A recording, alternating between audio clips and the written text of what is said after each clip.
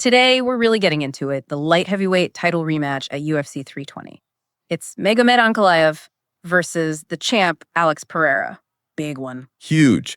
And what's fascinating is the source material we've got, pre-fight interviews with both guys, and they show this this massive change, especially in Ankalaev's whole public approach. Yeah, unprecedented is the word. We're looking at their career histories, the technical stuff for the rematch, but also this shift in personality. It's kind of shocking, actually. Right. And our mission here is to connect those dots. Yeah. Why did this get so bitter, so personal? What's the trash talk really telling us about where their heads are at for this championship fight? It feels like more than just a fight now. Oh, definitely. It's a collision of styles, personalities, maybe even philosophies about the fight game itself. We're trying to analyze the whole psychological game that's built up. Okay, let's unpack it then. And we have to start, I think, with that specific moment things got heated, the confrontation that seemed to just pour fuel on the fire. Ankalaev gave a pretty detailed account. It was near some kind of medical procedure room.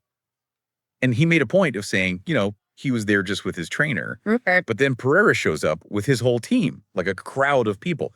So the atmosphere was already kind of tense, you could say. Yeah, that power dynamic is immediate. But what was the spark? What actually happened? It kicked off over an accusation. Apparently, Pereira claimed Ankalaev had hid or run away from him earlier that morning. Oh, calling a fighter, especially a Dagestani fighter, a coward, that's loaded. Exactly. And Ankalaev's reaction was apparently furious. He used the term very angry, said he just lost all respect for Pereira right then and there, as a person, as a fighter. Because he felt Pereira was lying? Yeah, he believes Pereira is just making things up, talking absolute nonsense was the phrase he used. Just completely fabricated. The irony here is just because Ankalaev, for his entire career pretty much, has been the quiet guy. Silent, modest. Completely. He's had this long, dominant run, right? Undefeated for ages.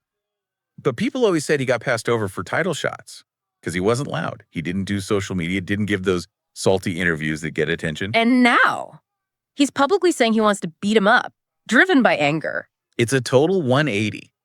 And the big question for us is, what's driving that? Is it real, raw anger finally boiling over? Or is it maybe a calculated move, the persona he feels he needs now to get these big fights and the respect he wants? It definitely highlights the pressure, doesn't it? Trying to climb the ranks while staying true to that quiet dignity. But what about Pereira? How does he see this sudden change in his opponent? Pereira acknowledges it's different. He says this rivalry differs a little from others, like with Adesanya or Prochaska. How so? Because he claims Ankalaev lies a lot. He even said he doesn't seem like a good person. So he's flipping it, questioning Ankalaev's character while trying to stay above the fray himself.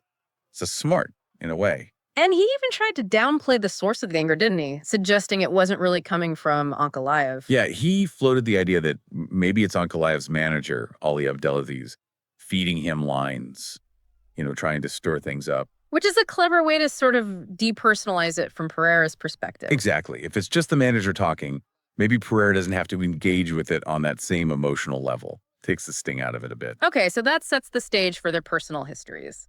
Let's look at Ankalaev's path. How did he get to this point of, barely contained fury? His background is classic Dagestan resilience. Yeah. Small village, Lel, hard work.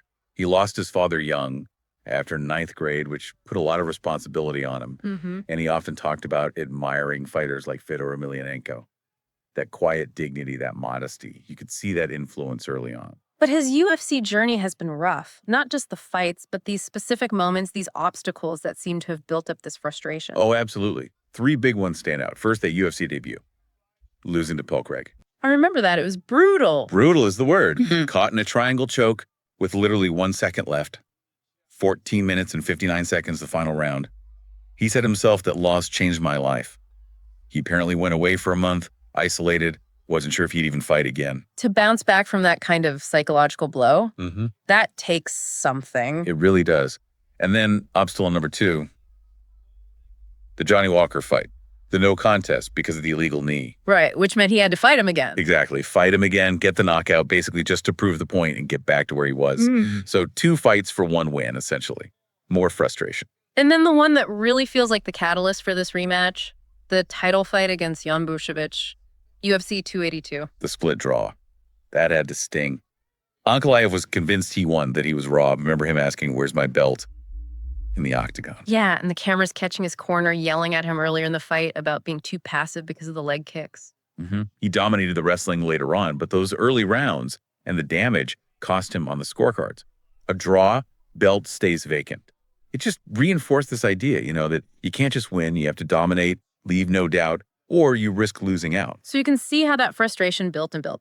Okay, let's flip it. Pereira side. Ankalaev keeps saying Pereira was avoiding him, ducking the rematch. What's Pereira's take? Pereira flatly denies it. He frames it completely differently. Not avoidance, but necessary recovery. Recovery from what? From injuries and just the wear and tear of fighting frequently. Okay. He pointed out he stepped up multiple times to, quote, save UFC events, taking fights on shorter notice. He says he told the UFC he'd be good for August or October, and they picked October 5th. It fit his timeline. He even mentioned posting something angry on social media about the whole situation, then deleting it. Right. He said he deleted it once things cleared up with the UFC, which suggests maybe his frustration was more with the organization or the scheduling, not necessarily with Ankalaev himself. He insists he was just managing his recovery. And this guy's into something important physically. Pereira walks around heavy, like 104, 105 kilos. Wow, that's a big cut to 93 kilos for light heavyweight. It's a massive cut. And managing that recovery, especially when you're fighting often, it takes time. He needs that window to heal up properly from the cut itself, let alone fight injuries. Right, that makes sense. Okay, so we've got the backstory, the emotion. Let's talk technicals. What did they learn from fight number 1?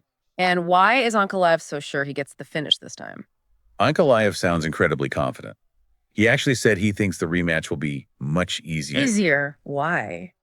Because he feels the UFC, and maybe he himself, overvalued Pereira in the first fight, made him seem more dangerous than he was, which made Ankalaev fight too cautiously.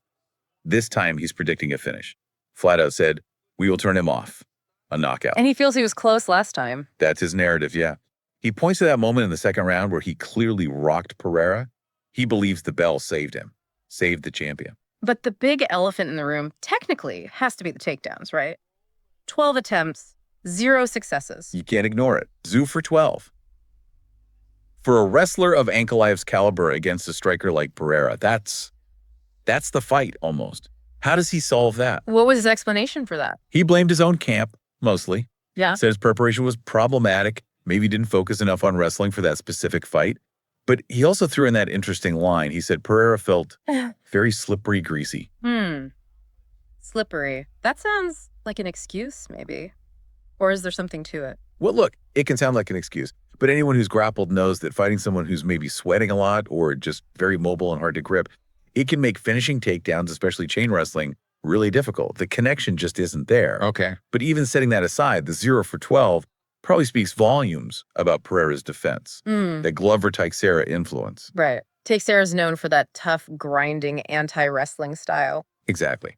It's about making the wrestler work incredibly hard for every inch, burning energy, discouraging attempts. Pereira's team is clearly banking on that again. They see the first fight, even with the scare in round 2, as just a bad day for Pereira. They're predicting an easy win, or a KO this time. Total confidence in that takedown defense holding up. And this is where the mind games get layered. The talk about age, decline. Ankalaev went right there. Called Pereira old, said he's on the decline, even suggested he's just fighting to earn money now. Which ties back to that big weight cut we talked about. Precisely. If you're cutting 11, 12 kilos and you're getting older, can you maintain that pace, that durability, especially defending takedowns for 5 rounds? Ankalaev is trying to plant that seed.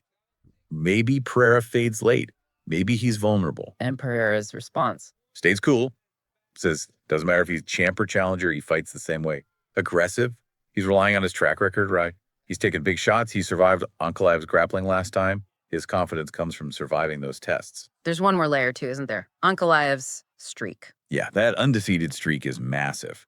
13 fights now without a loss or no contest in the division. Only John Jones has a longer one ever at light heavyweight. That brings its own pressure. He'd have to win the title eventually to validate that run. Okay, so let's bring it all together. What does this whole the anger, the history, the technical adjustments actually mean for you, the viewer, when that cage door locks? I mean, it's intensely personal now.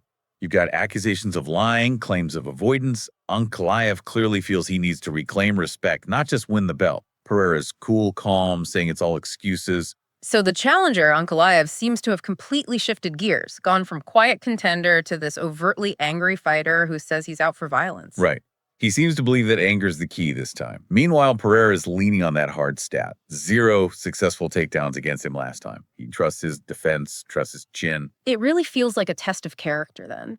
Will Ankalaev's newfound fury actually help him solve the puzzle? Will it give him that edge to finish what he started in round 2 last time? Or will Pereira's composure, his experience, and that Triceratune defense just prove Ankalaev right to be frustrated? Maybe he just can't get Pereira down consistently. Which leads to that final thought, maybe a bit provocative. Pereira mentioned he feels the UFC might subtly prefer him as champion, for business reasons, marketability, whatever. Yeah. If that's even remotely in the air, how much pressure does that add for Ankalaev? With that incredible streak behind him, does he feel like he needs more than just a win? Does he need something absolutely dominant, something undeniable, to shut down any possible narrative besides him being the undisputed best?